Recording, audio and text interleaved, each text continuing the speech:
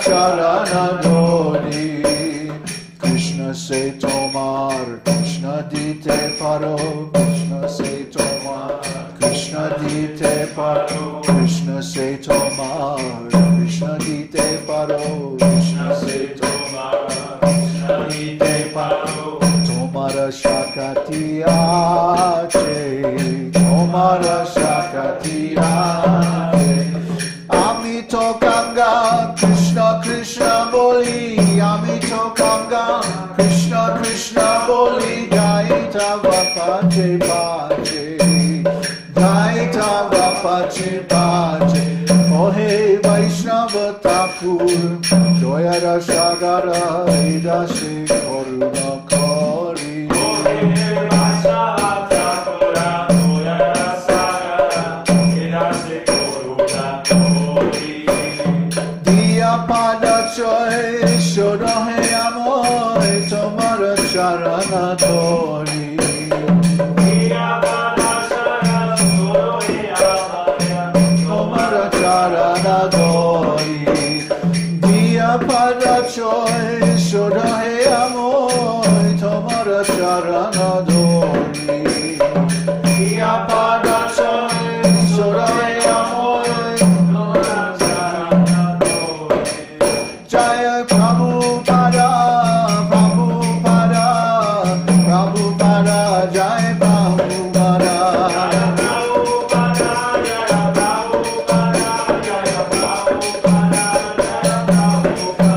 Jaya Prabhupada, Prabhupada, Prabhupada, Jaya Prabhupada.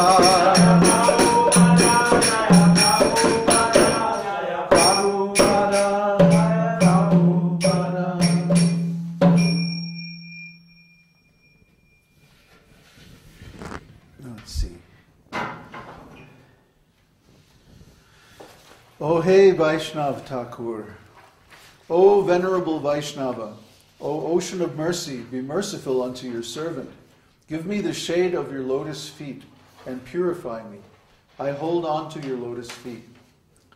Teach me to control my 6 passions, rectify my 6 faults, bestow upon me the 6 qualities, and offer unto me the 6 kinds of holy association. The 6 passions are those relating to words, the mind, anger, the tongue, the stomach, and the genitals. The 6 faults are overeating, attachment to material things, inability to follow regulative principles, sense gratification, useless idle talk, and impure habits. The 6 positive qualities are enthusiasm in practicing devotional service, firm faith in devotional processes, a strong desire to attain prema bhakti, a favorable service attitude, avoidance of non-devotees, and appreciation of the company of devotees. The 6 methods of association are to go to an assembly of devotees, to invite devotees into one's home, to discuss and hear devotional topics, to take the Mahaprasad of devotees, and to offer Mahaprasad to devotees.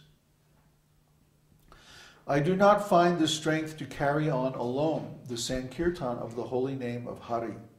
Please bless me by giving me just 1 drop of faith with which to obtain the great treasure of the holy name of Krishna. Krishna is yours. You have the power to give him to me. I am simply running behind you, shouting, Krishna, Krishna. Krishna, Krishna, Krishna. So this is very significant. Krishna is yours. You have the power to give him to me. The advanced devotee thinks, actually, Krishna is mine and I am Krishna's. That by his complete surrender, by giving himself to Krishna and letting Krishna control him and actually engage him 24 hours a day in his service, then Krishna becomes ours. This is his promise. And this is also echoed many places in the scripture.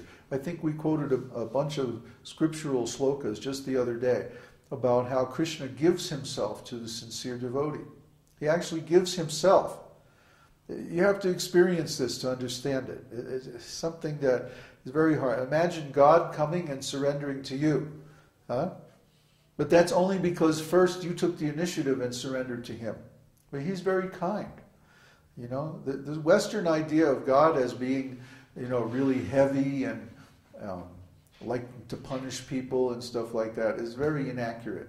Actually, God is very light, very happy, very joyful, very sweet, very loving.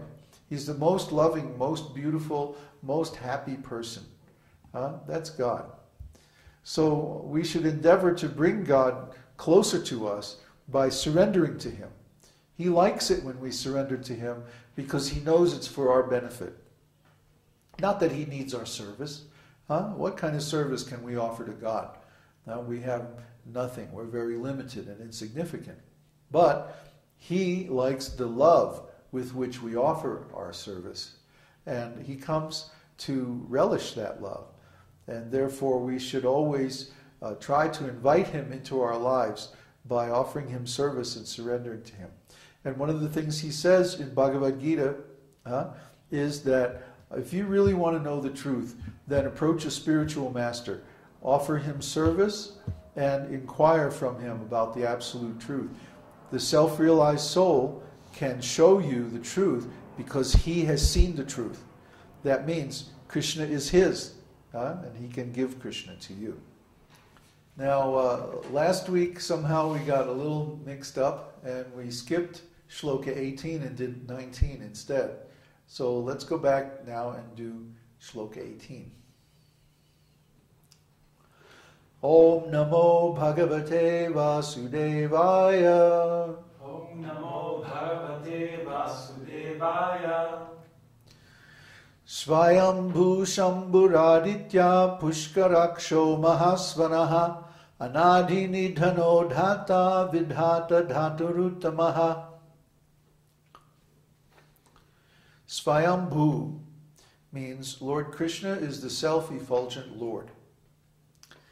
Svayam means oneself, or by oneself.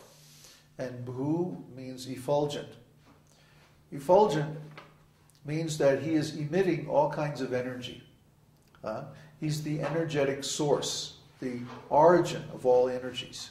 So just like the sun in the sky is emitting so much heat and light, similarly Lord Krishna is emitting all kinds of energies. And his energies are basically divided into three.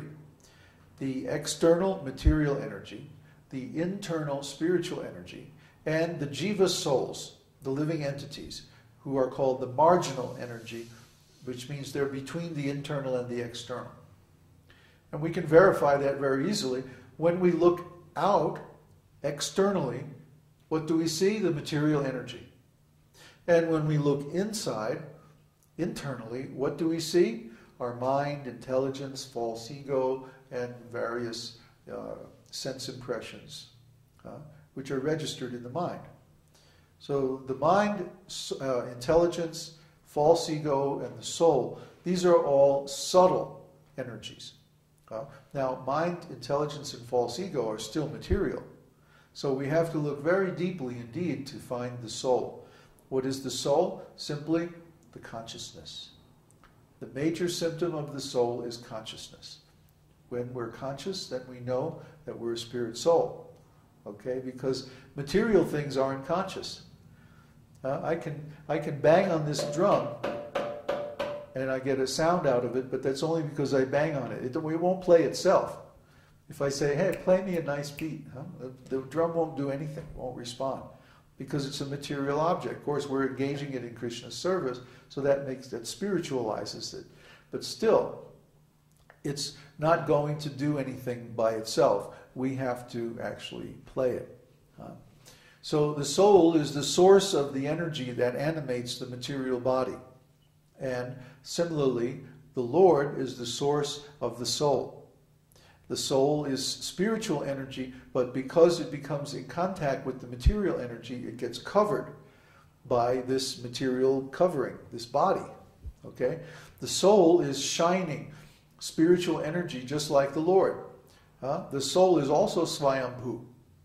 In fact, out of all of Krishna's 64 qualities, the spirit souls, the jivas, can assume up to 50 of them, 71% of the Lord's qualities.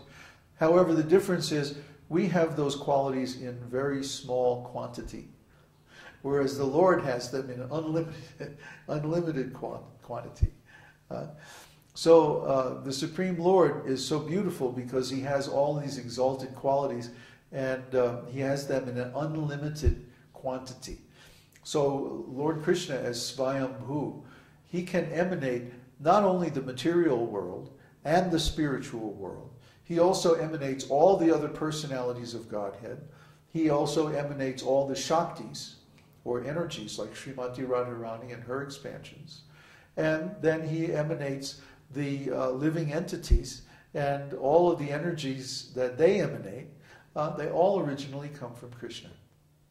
So that's why when we see the energy of the sun, we know